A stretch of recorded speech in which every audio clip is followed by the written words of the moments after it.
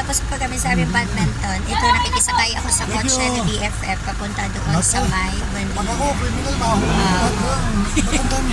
Ano ka, executive ka pala dito BFF? Wala kang bayad? Free ka dito sa parking? Ngayon ko lang nalaman. Ayan po ang PICC. Oo. Ayan po, ang parking area. Ayan. Ito po ang PICC. Oo. Philippine International Convention Center, PICC. So, doon po yung aming slot. Oh, dito po yung U-turn. Oh, diba? Nag-introduce pa. Nakikisakay lang naman ako ng kotse na BFF.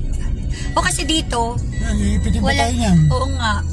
Ano pa man din, tourist bus. Diba? Kasi, para makatipid ako sa Grab. O, kasi mag-Grab pa ako, mahal. O, diba? Hindi nakikisakay ako.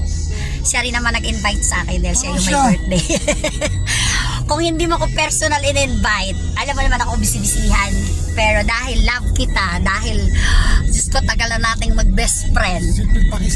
Ay, oo nga pala, kayo pala umiiyak, ano? Sorry naman, di ko naririnig kasi daldal ako ng daldal. Meron ako dito alcohol. Aray ko. Ganon po kami mag-usap, kulitan. No? Ayan po ang Star City. Parang hindi lang nasunog ang Star City, ano? Back to normal. Pero pas gumanda siya. Oo. Yan po, dadaan po tayo sa Star City. MBC, Manila Broadcasting Corporation. So, ganun kami guys, mga close. Magkapamilya na nga kami. Sa tagal ng panahon, almost 2 decade na. Ayan, di ba ganda na Star City? Oh, yes. Parang mas gumanda siya, no? Pero ang tropical hot, di ba nasunog yan? Binalik pa din, ano? Ako ba? Sabi ba kinakausap ba? Siyempre, sino pa ba? Ayan. Loko-loko kami, FF. Oh, ito ang Aliw Theater, di ba? Alam nga naman nakausap ko yung Star City. Ito ang, ayun, Aliw MBC nga, Manila Broadcasting Corporation or DZRH. Oo. So, dyan siya. Dyan dati ako pumipila kay Papa Jack. Nung iniidolo ko pa si Papa Jack nung araw. 90s pa yun. Oo, kasi kata ni Papa Jack. Ngayon, hindi na siya Papa Jack. Papa Jackson na siya.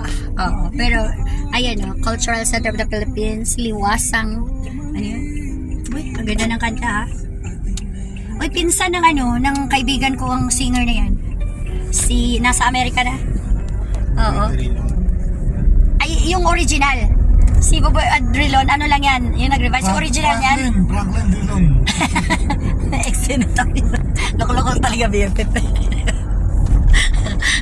Ito, pag nagpag-usap, hindi matino. Oh, pero... Kasi puro paninira ginagawa mo, ha? Hindi sabi ko nga ano ka, sinasabi ko nga na coach ka sa Singapore University. Diba? Sasabi naman ko totoo, tsaka dati po itong executive ng OWA. Kaya lang maaga siya nag-retire dahil mas, ayaw umamin. Maaga siya nag-retire dahil mas gusto niyang mag-badminton na lang. Oo, taga-OWA po siya dati. Oo, executive po ito ng OWA. Di ba kayo ni taga-OWA kayo? Ni sino nga yung isa? Sino nga isang kalaro natin? Yung... Dexter! Gunshot ba? Talagang binulga. Oo, OWA executive po itong BFF ko. Hindi ito basta-basta. Kaya lang mas pinili niya magturo ng badminton. Sino nga isa nating kalaro? Kalimutan ko tuloy si Koji. Ayun. Si Koji Santillan. Hi Koji. Di ka na nagpupunta dito sa CCP. Oh, yun. Mga yan sila. Retired OWA executive. Mga gano'n ang mga ranggo nila. Mga hindi sila basta-basta ba. Dexter, last na yan, ha? Sige na nga guys. Bye-bye na. Baka mabulgar ko pa yung buhay ni BFF. Kakadaldal ko dito. Uy, naman. Bye!